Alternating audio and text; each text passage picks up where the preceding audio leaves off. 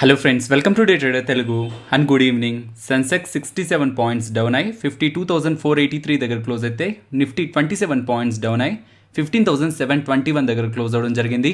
ఇవాళ మార్కెట్ రిలేటెడ్గా ఉన్న డేటాని మాట్లాడుకుంటే మార్కెట్ ఓపెన్ అయ్యే పాయింట్ ఆఫ్ టైంలో మొత్తం గ్లోబల్ మార్కెట్స్ కానీ ఈవెన్ ఏషియన్ మార్కెట్స్ కూడా మనకి పాజిటివ్లోనే ఉన్నాయి. అండ్ ఈవెన్ ఎస్జిఎక్స్ నిఫ్టీ కూడా 40 పాయింట్స్ ప్లస్లో ఉంది. ఈవెన్ నిన్న మనకి ఎఫ్ఐఎస్ డిఐఎస్ ఇద్దరు కూడా బై సైడే వచ్చారు. కాకపోతే ఎఫ్ఐఎస్ స్టిల్ అన్వైండ్ చేస్తున్నారు. ఎఫ్ఐఎస్ ఫ్యూచర్స్ని ఇండెక్స్ ఒక ఫ్యూచర్స్ని నెట్ అన్వైండ్ చేస్తున్నారు. ప్రీవియస్గా 82 ఉండేది, నిన్న 78 అండ్ ఇవాళ 74కి అయితే డ్రాప్ అయింది అనుకున్నాం. ఇండెక్స్లో ఫ్యూచర్స్ని అన్వైండ్ చేస్తూ మీన్స్ ఆ పొజిషన్స్ని స్క్వైర్ ఆఫ్ చేస్తూ కాల్స్ని ఎక్కువగా రైట్ చేస్తున్నారు. పుట్స్తో పోలిస్తే నియర్లీ 1 lakh దగ్గరగా కాల్స్ని రైట్ చేశారు కంపేర్డ్ విత్ 30,000 పుట్స్. సో మొత్తానికి కంక్లూజన్ డేటా ఆప్టికల్గా చూస్తుంటే మనకి ఎవ్రీథింగ్ పాజిటివ్గానే కనిపిస్తుంది. ఈవెన్ మార్నింగ్ పెట్టే ఇమేజ్లో కూడా అన్నీ కూడా మనకి పాజిటివ్గానే కనిపిస్తాయి.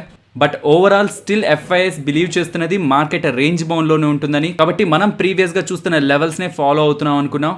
అండ్ ఆ లెవెల్స్ని కూడా నేను కింద మెన్షన్ చేశాను. అండ్ రిలయన్స్ రిలేటెడ్గా ఉన్న అప్డేట్ని కూడా నేను మెన్షన్ చేశాను. నిన్న మనకు ఒక అప్డేట్ వచ్చింది, అది రిలయన్స్ రిలేటెడ్గా పాజిటివ్. బట్ మెక్వైర్ వాళ్ళు రిలయన్స్ రిలేటెడ్గా టార్గెట్ని డౌన్ గ్రేడ్ చేశారు. 35% ఇక్కడి నుంచి ఫాలో అవుతుందన్నారు. బట్ ఇది రీసెంట్గా ఇచ్చిన అప్డేట్. దాంతోనే రిలయన్స్ ఇండస్ట్రీస్ రీసెంట్గా మనకు కొంత డౌన్ అవుతూ వచ్చింది. బట్ ఒకవేళ నిన్న వచ్చిన అప్డేట్ రీసెంట్ వీక్నెస్ని ఒకవేళ ఓవర్కమ్ చేసి ఒకవేళ రిలయన్స్ ఇండస్ట్రీస్ లీడ్ చేసినట్లయితే దెన్ మన నిఫ్టీ రిలేటెడ్గా ఆల్ టైమ్ హైని చూడొచ్చు అనుకున్నాం. అండ్ రిలయన్స్ ఇండస్ట్రీస్లో ఒక పాయింట్ ఆఫ్ టైంలో స్ట్రాంగ్ బ్రేక్అవుట్ అయితే వచ్చింది నియర్లీ 1% దగ్గరగా.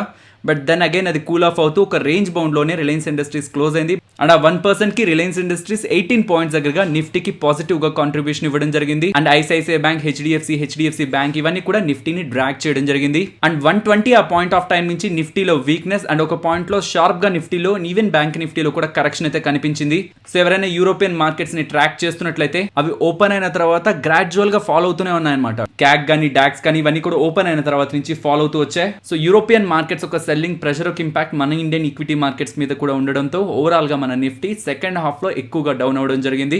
అండ్ ఉన్న ఇంపార్టెంట్ డేటా పాయింట్స్ ని మాట్లాడుకోవాలి. రేపు మీన్స్ జూలై 1st ఓపీఈసీ మీటింగ్ ఉంది. క్రూడ్ ఆయిల్ రిలేటెడ్ గా వాళ్ళు ప్రొడక్షన్ ని కట్ చేస్తారా, సేమ్ ప్రొడక్షన్ ని మెయింటైన్ చేస్తారన్న డేటా వస్తుంది.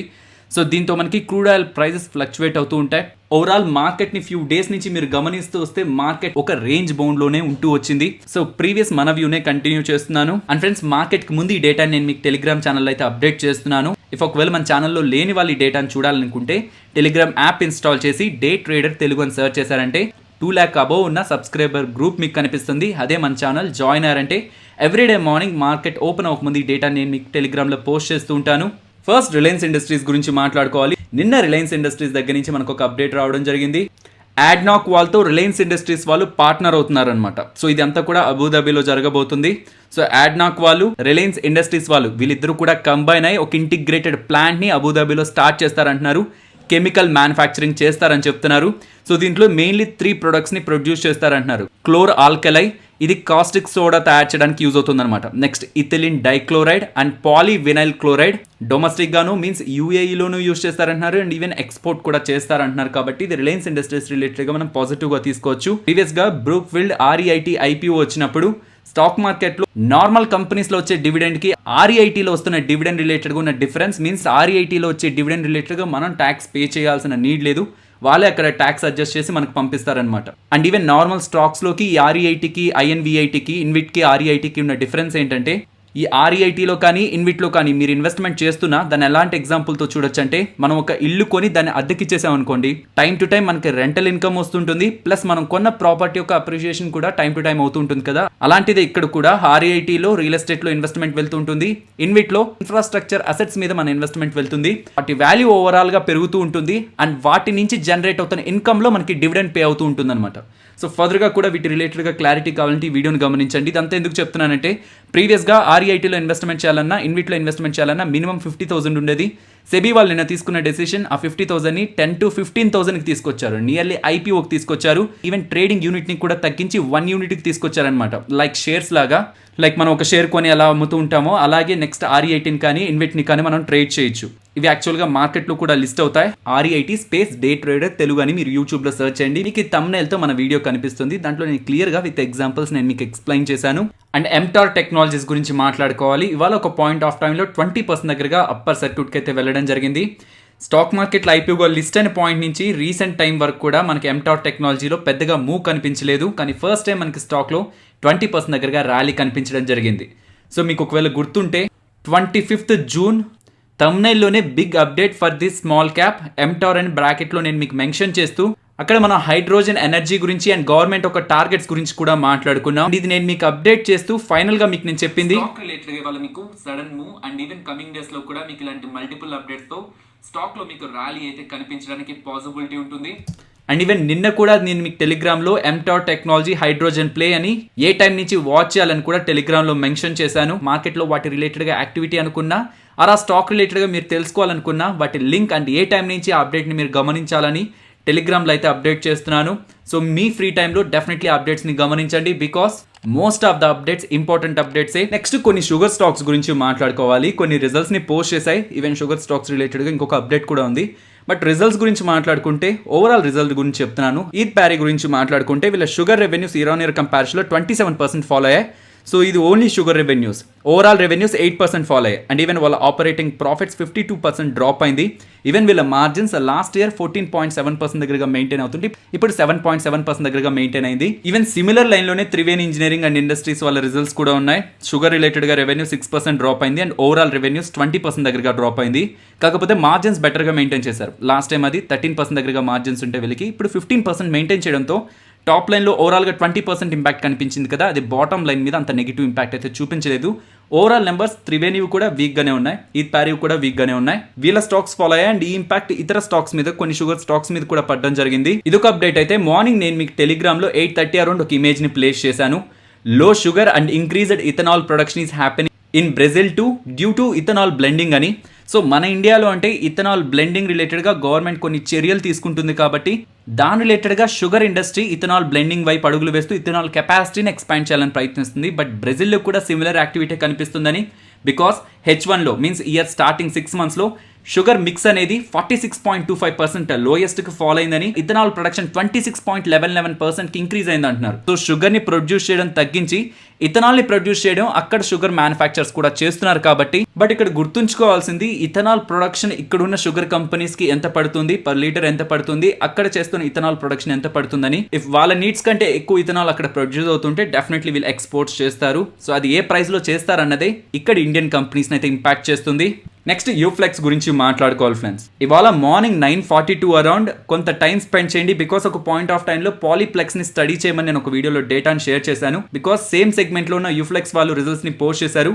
స్టాక్ అప్పుడు 15% దగ్గరగా ఉంది కాబట్టి ఒకసారి స్టడీ చేయడానికి ప్రయత్నించండి అని 9:42 అరౌండ్ అప్డేట్ చేశాను. అండ్ ఈవెన్ అక్కడి నుంచి కూడా స్టాక్ గ్రో అవుతూ అప్పర్ సర్క్యూట్ దగ్గర క్లోజ్ అవడం జరిగింది. యాక్చువల్గా నేను ఈ స్టాక్ని కాదు ఎక్కువగా ట్రాక్ చేస్తున్నది పాలీప్లెక్స్ని. దాంట్లో ఇవాళ పెద్దగా గ్రోత్ కనిపించలేదు. బట్ దీంట్లో ఇవాళ ఇలా గ్రోత్ కనిపించడానికి మెయిన్ రీజన్ వీళ్ళ రిజల్ట్స్ అండ్ ఈవెన్ మేనేజ్మెంట్ చేసిన కామెంటరీ. ఫస్ట్ వీళ్ళ రిజల్ట్స్ మాట్లాడుకుంటే రెవెన్యూలో 46% దగ్గరగా గ్రోత్ ఉంది, ఆపరేటింగ్ ప్రాఫిట్లో 93% దగ్గరగా గ్రోత్ అండ్ మార్జిన్స్ కూడా లాస్ట్ ఇయర్ సేమ్ పాయింట్లో 14.9% దగ్గరగా ఉంటే ఇప్పుడు 19.8% దగ్గరగా మార్జిన్స్ ఉన్నాయన్నమాట. నియర్లీ 5% దగ్గరగా మార్జిన్స్లో ఇంప్రూవ్మెంట్.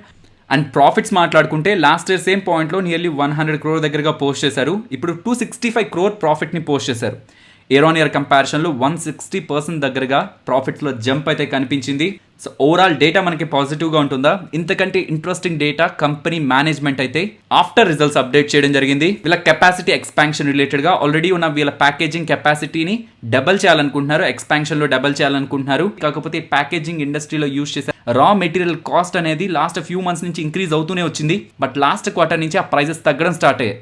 కాబట్టి ఈవెన్ ఇలాంటి డిమాండ్ వాళ్ళకి ప్రీవియస్గా ఉన్నా వాళ్ళ మార్జిన్స్లో ఎక్స్పాన్షన్ కనిపించలేదు. అది లాస్ట్ క్వార్టర్ నుంచి కనిపిస్తుందని మేనేజ్మెంట్ అప్డేట్ చేస్తూ ఓవరాల్గా ఇది వాళ్ళ నెక్స్ట్ ఫ్యూ క్వార్టర్స్ని కూడా పాజిటివ్గానే ఉంచుతుందని అండ్ వీళ్ళ టార్గెట్స్ని వీళ్ళు సక్సెస్ఫుల్గా రీచ్ అవుతారని మేనేజ్మెంట్ చేసిన అప్డేట్తో ఇవాళ మనకి స్టాక్లో 20% అప్పర్ సర్క్యూట్ కనిపించింది. అండ్ ఎంటైర్ ఇండస్ట్రీ రిలేటెడ్గా నేను పాజిటివ్గా ఉన్నాను. బట్ నేను పర్సనల్గా ట్రాక్ చేసిన స్టాక్ పాలీప్లెక్స్. అండ్ ఈవెన్ ఇండస్ట్రీలో ఏ స్టాక్స్ ఉంటాయనేది కూడా 1250 అరౌండ్ వెళ్ళారంటే మీకు డేటా కూడా కనిపిస్తుంది ప్యాకేజింగ్ ఫిలిమ్స్ రిలేటెడ్గా. నెక్స్ట్ మ్యాక్రోటెక్ డెవలపర్స్ గురించి మాట్లాడుకోవాలి. ఈ కంపెనీకి సంబంధించిన ప్రమోటర్స్ వాళ్ళకి సంబంధించిన షేర్స్ దట్టు 24.5% ఈక్విటీ షేర్స్ ని ప్లెడ్జ్ చేశారు. June 25th అని అప్డేట్ వచ్చిందనమాట. ఈ అప్డేట్ నెగిటివ్. ఒకవేళ దీనికి ఫాలోఅప్గా ఏ అప్డేట్ రాకపోయింటే స్టాక్ రిలేటెడ్గా నెగిటివ్గా ఉండేది. బట్ నెక్స్ట్ వచ్చిన అప్డేట్ వీళ్ళు ప్లెడ్జ్ చేసింది డబ్బుల కోసమని అండ్ ఆ వచ్చిన డబ్బులతో ప్రమోటర్స్ వాళ్ళ పర్సనల్ డెట్ ని క్లియర్ చేశారంటున్నారు. ప్రమోటర్స్ కంపెనీ దగ్గర నుంచి అప్పులు తీసుకోవడం జరిగింది. సో నియర్లీ 1596 crores దగ్గరగా, దాంట్లో 400 crore దగ్గరగా 29th April క్లియర్ చేశారు. రెస్ట్ 1196 crore ని ఆ డెట్ ని, ప్రమోటర్ డెట్ ని ఇవాళ క్లియర్ చేశారంటున్నారు. కంపెనీ రిలేటెడ్ ఉన్న ఓవరాల్ డెట్, నెట్ డెట్ అనేది 16,000 crores అనమాట. దాన్ని FY22 లోపు 10,000 crores కి తీసుకొస్తారని ప్రమోటర్ చెప్పడం అనేది సెకండ్ ఇంపార్టెంట్ పాజిటివ్. ప్రమోటర్ లెవెల్లో డెట్ తగ్గించడం అండ్ ఓవరాల్ నెట్ డెట్ ని FY22 లోపు 10,000 crores కి తీసుకొస్తారనడంతో స్టాక్ రిలేటెడ్ గా ఇవాళ మనకి పాజిటివ్ యాక్షన్ అయితే కనిపించింది. నెక్స్ట్ NTPC గురించి మాట్లాడుకోవాలి. ప్రీవియస్ గా టాటా పవర్ వాళ్ళు ఎలా అయితే వాళ్ళ రెన్యూవబుల్ ఎనర్జీని ఐపీఓగా తీసుకొచ్చి డబ్బులు రేస్ చేసి డెట్ ని తగ్గించుకుంటారు అనుకున్నారు, NTPC వాళ్ళు కూడా వీళ్ళ రెన్యూవబుల్ బిజినెస్ రిలేటెడ్ గా ఐపీఓని తీసుకొస్తారని ఒక ఎక్స్పెక్టేషన్స్ అయితే మార్కెట్ లో ఉన్నాయి. ఇఫ్ ఒకవేళ ఇది వస్తుందని మీరు భావిస్తే NTPC షేర్ ఒకటి మీ డిమాట్ అకౌంట్లో ఉంచుకుంటే కమింగ్ డేస్ లో వస్తున్న ఐపీఓ రిలేటెడ్ గా ఒకవేళ వీళ్ళు అనౌన్స్ చేస్తే అండ్ ఇఫ్ వీళ్ళు షేర్ హోల్డర్ కేటగిరీ ఇవ్వాలనుకుంటే మనకి షేర్ హోల్డర్ కేటగిరీ అయితే వస్తుంది. కాకపోతే ఇదంతా కూడా ఎక్స్పెక్టేషన్సే, మార్కెట్లో ఉన్న ఎక్స్పెక్టేషన్స్ కి ఓకే ఇలా జరిగితే మనం ఒక షేర్ కొంటే మనం షేర్ హోల్డర్ కేటగిరీకి ఎలిజిబుల్ అవుతాం కదా అని మనం అనుకుని ఒక షేర్ కొనాల్సిందే. కానీ ప్రెసెంట్ వీళ్ళు ఐపీఓ వస్తుందని చెప్పట్లేదు, ఐపీఓ రిలేటెడ్ గా షేర్ హోల్డర్ కేటగిరీ ఉంటుందని కూడా చెప్పట్లేదు. కాకపోతే గ్లెన్మార్క్ దగ్గర నుంచి అయితే ఒక ఐపీఓ రావడానికి మోస్ట్ ఆఫ్ ద ఛాన్సెస్ అయితే ఉన్నాయి. ఇఫ్ ఇన్ కేస్ ఎవరైనా షేర్ కొన్నట్లయితే కూడా ఒకటి కొనుంచుకుంటే వీళ్ళ దగ్గర నుంచి వస్తున్న ఐపీఓలో పార్టిసిపేట్ చేయడానికి అయితే షేర్ హోల్డర్ కేటగిరీ ఒకవేళ వీళ్ళు ప్రొవైడ్ చేస్తే దెన్ డెఫినెట్లీ మనకి ఎలిజిబిలిటీ ఉంటుంది. నెక్స్ట్ ఇవాళ 11:40 around Indian cabinet likely to consider reforms based on power distribution sector scheme అని మీకు ఒక అప్డేట్ కనిపిస్తుంది కదా, అక్కడ మీకు PFC అని కూడా మెన్షన్ చేస్తుంటారు. కానీ ఈ అప్డేట్ రిలేటెడ్ గా ఫర్దర్ గా కొంత రీసెర్చ్ చేస్తే కనిపించిన డేటా అయితే కొంత ఇంట్రెస్టింగ్ గా ఉంటుంది. Government of India 3 lakh crore దగ్గరగా పవర్ డిస్ట్రిబ్యూషన్ స్కీమ్ లో భాగంగా అనౌన్స్మెంట్ అయితే చేయాలనుకుంటుందని చెప్పారు. సో 3 లక్షల కోట్ల దగ్గరగా గవర్నమెంట్ ఎందుకు ఖర్చు పెట్టాలనుకుంటుందంటే ఈ డిస్ట్రిబ్యూషన్ రిలేటెడ్గా పవర్ లాస్ ఉంటుంది, ఆ లాస్ అవ్వకుండా ఇన్ఫ్రాస్ట్రక్చర్ని అప్గ్రేడ్ చేసేందుకు అండ్ కెపాసిటీని బిల్డ్ చేసేందుకు, పవర్ డిస్ట్రిబ్యూషన్ రిలేటెడ్గా స్ట్రెంథన్ చేసేందుకు గవర్నమెంట్ ఆఫ్ ఇండియా స్కీమ్స్ రూపంలో ఇది అనౌన్స్ చేయడానికి పాసిబిలిటీ ఉంటుందని చెప్తున్నారు. సో దీంట్లో భాగంగా 25 crore దగ్గరగా స్మార్ట్ మీటర్స్ అయితే ఇన్స్టాల్ చేస్తారంటున్నారు. ఈవెన్ 10,000 దగ్గరగా ఫీడర్స్ ని కూడా ఇన్స్టాల్ చేయాలన్నట్లయితే ఒక అప్డేట్ అయితే రావడం జరిగింది. దీంతో ఈ స్మార్ట్ మీటర్స్ ని తయారు చేస్తున్న కంపెనీస్ రిలేటెడ్ గా మనకి ఇంట్రాడే సెషన్స్ లో మూవ్ అయితే కనిపించింది. సో ఇక్కడ మెన్షన్ చేస్తున్న వాటితో పాటు HPL ఎలక్ట్రిక్ అని కూడా మెన్షన్ చేశాను, బికాస్ రీసెంట్ టైమ్స్ లో ఈ కంపెనీ రిలేటెడ్ గా మాట్లాడుకుంటున్నప్పుడు వీళ్ళు స్మార్ట్ మీటర్స్ ని మ్యానుఫ్యాక్చర్ చేస్తారని కూడా మనం మాట్లాడుకున్నాం. నెక్స్ట్ టాటా మోటార్స్ గురించి మాట్లాడుకోవాలి. టాటా మోటార్స్ వాళ్ళు 15 హైడ్రోజన్ బేస్డ్ ఫ్యూయల్ బసెస్ ని IOC నుంచి గెలుచుకున్నారని కూడా మనకు ఒక అప్డేట్ వస్తుంది. నెక్స్ట్ రాజ్ రతన్ గ్లోబల్ వైర్స్ వాళ్ళు 250 crores దగ్గరగా ఖర్చు పెట్టి కెపాసిటీని ఎక్స్పాండ్ చేయాలనుకుంటున్నారని ఆ కంపెనీకి సంబంధించిన చైర్మన్ అండ్ MD అయితే అప్డేట్ చేయడం జరిగింది. అండ్ సేమ్ ఈ కంపెనీ గురించి మనం March 12th చేసిన వీడియోలో మాట్లాడుకున్నాం. సో ఆ టైంలో స్టాక్ ప్రైస్ 718 దగ్గరగా ఉంది. ఆ టైంలో వీళ్ళు ఏం బిజినెస్ చేస్తారని మాట్లాడుకున్నాం అండ్ వీళ్ళ రిలేటెడ్ గా రీసెంట్ రిజల్ట్స్ ఎలా ఉన్నాయి అండ్ కంపెనీ రిలేటెడ్ గా మార్కెట్ షేర్ మీన్స్ ఈ ఇండస్ట్రీలో వీళ్ళు లీడర్ అని కూడా కంపెనీ రిలేటెడ్ ఉన్న డేటాను అయితే మీతో షేర్ చేశాను. అండ్ ఇవాళ చైర్మన్ అండ్ MD దగ్గర నుంచి వచ్చిన ఈ కెపాసిటీ ఎక్స్పాన్షన్ అప్డేట్ తో స్టాక్ నియర్లీ 20% దగ్గరగా అప్పర్ సర్క్యూట్ లో క్లోజ్ అయింది. మీన్స్ March 12th ఉన్న ప్రైస్ కి నియర్లీ ఇప్పుడు 100% దగ్గరగా స్టాక్ అయితే ర్యాలీ అవ్వడం జరిగింది. రీసెంట్ రిజల్ట్స్ మనం మాట్లాడుకున్న ముందు రిజల్ట్స్ బాగున్నాయి, ఈవెన్ రీసెంట్ గా వీళ్ళు పోస్ట్ చేసిన డేటా కూడా స్ట్రాంగ్ గా ఉంది. బికాస్ ఇది కూడా ఒక మోనోపోలీ ప్లే అనమాట. ఈ సెగ్మెంట్ లో వీళ్ళకి మోర్ దాన్ 50% దగ్గరగా ఈ టైర్స్ రిలేటెడ్ గా చేసే ఈ బీడింగ్ వైర్స్ లో వీళ్ళకి మోర్ దాన్ 50% దగ్గరగా మార్కెట్ షేర్ ఉంది. కాబట్టి ఇది కూడా ఒక మోనోపోలీ ప్లే. నెక్స్ట్ నిఫ్టీ అలాగే bank Nifty support and resistance మాట్లాడుకుందాం ఫ్రెండ్స్. నిఫ్టీ సపోర్ట్స్ అయితే అవే మెయింటైన్ చేస్తున్నాను, బికాస్ ఇవాళ సపోర్టు టచ్ అవ్వలేదు, రెసిస్టెన్స్ కూడా. బట్ బ్యాంక్ నిఫ్టీ సపోర్ట్ అయితే ఇవాళ బ్రేక్ అయి క్లోజ్ అయింది. ఈవెన్ రెసిస్టెన్స్ని కూడా కొంత దగ్గరికి మూవ్ చేశాను, బికాస్ రేపు మనకి ఎక్స్పైరీ ఉంది కాబట్టి ఒకవేళ రేంజ్ బౌండ్లో మూవ్ అయితే దగ్గరకు ఉన్న లెవెల్స్ వర్క్ అవుతాయేమో అని.